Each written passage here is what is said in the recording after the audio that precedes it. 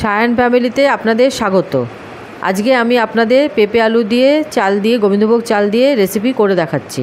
এখানে একটা গোটা পেঁপে, 3টে আলু ডুমডুম করে কাটা হয়েছে, আর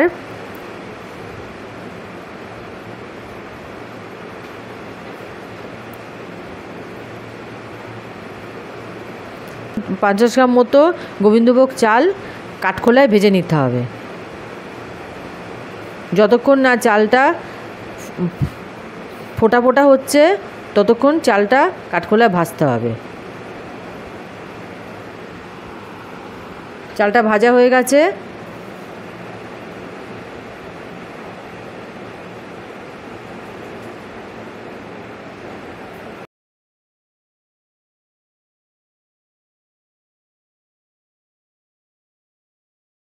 এবার কড়াইতে জল দিলাম,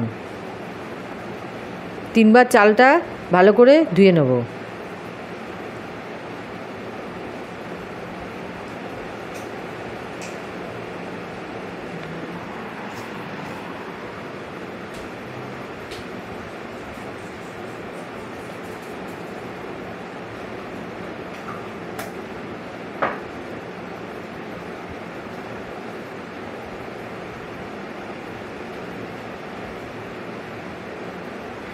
এবার জলটা গরম হয়ে গেছে। এবার পেঁপে আলুটা ওর মধ্যে একটু ভাপিয়ে নিতে হবে, জলের মধ্যে একটুখানি ভাপিয়ে নিতে হবে।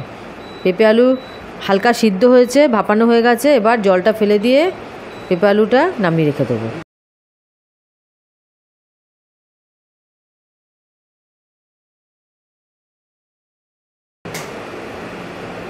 এবার কড়াইতে 2 চামচ মতো, বড় চামচের 2 চামচের মতো রাইস ব্র্যান অয়েল দিতে হবে।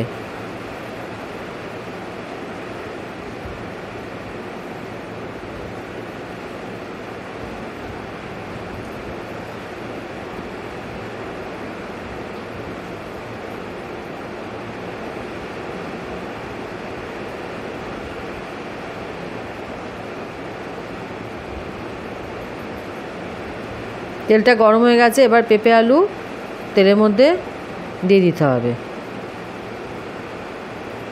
এবার 1/2 চামচ মতো লবণ আর 1/2 চামচ মতো হলুদ,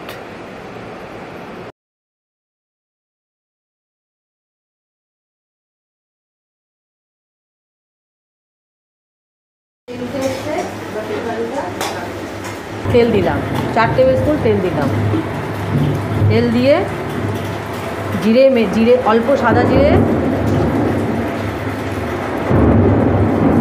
মেথি, অল্প একটু মেথি, বেশি মেথি দিলে তেতো হয়ে যাবে, অল্প মেথি আর তেজপাতা ফোড়ন দিলাম। কিরকম পাঁচফোড়ন কিছুই ভাবলাম না।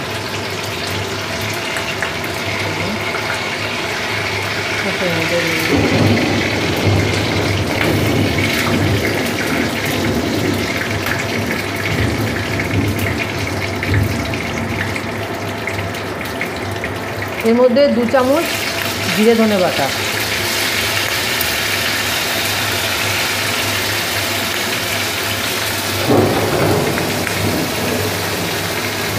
এই 1 চামচ মতো সবজি মশলা, যেটা বাজারে কিনতে পাওয়া যায়, 1 চামচ মতো সবজি মশলা, অল্প একটু হলুদ, কারণ এটা নিরামিষ তরকারি তো এটা একটু অল্প হলুদ দিলেই ভালো হয়।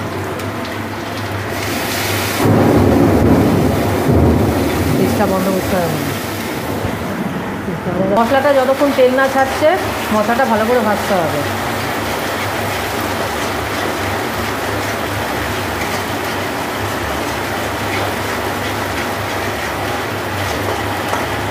মশলাটা ভালো করে ভাজা হলে এবার পেঁপে আলুটা ছেড়ে দিতে হবে। এবার যতক্ষণ তেল না ছাড়ছে পেঁপে আলুটা মশলা দিয়ে মশলার সাথে মেশাতে হবে।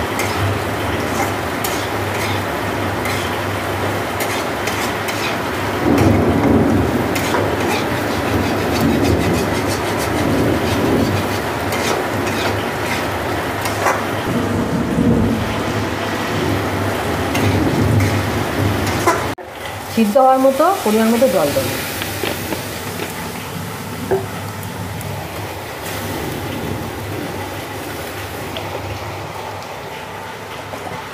হাফ চামচ আদা বাটা দেবো।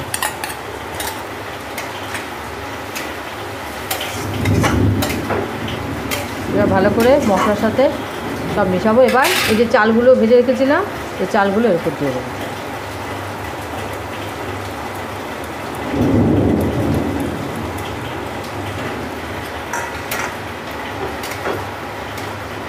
আর এই কাজু বাদাম কিশমিশ এর মধ্যে দিয়ে দেবো। পেঁপে আলুটা সিদ্ধ হলে এর মধ্যে আমি একবার এসে জল দিয়েছি, কেন গোবিন্দভোগ চাল তো, আর পেঁপে সিদ্ধ হতে চায় না। আরেকবার এসে একটু জল দিয়েছি, জল দিয়ে এবার আবার ঢাকা দিয়ে আবার চলে গেছি। এবার 10 মিনিট মতো এরকম সিদ্ধ করলাম। এবার পুরো শুকাতে হবে। এটা ভাজা হয়ে গেছে।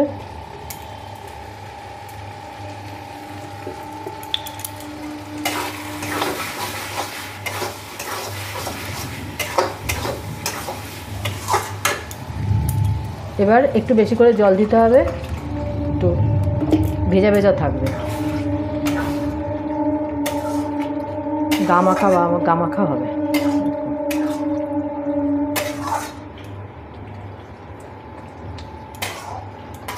এবার এর মধ্যে স্বাদ অনুযায়ী কাঁচা লঙ্কা, যে যেমন কাঁচা লঙ্কা খায় সেভাবে নেবে। ঝালটা তো সবাই একরকম খায় না, যে যেমন। একটু লবণ দেবো, প্রথমে লবণ দিয়েছিলাম তাই অল্প একটু পরিমাণ মতো লবণ।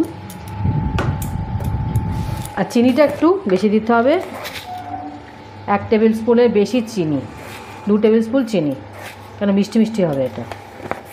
আর একটুখানি অল্প একটু হাফ চামচের মতো ভাজা জিরের গুঁড়ো, এটা দিলে খেতে টেস্ট হয়, ঘরে ভাজা জিরের গুঁড়ো।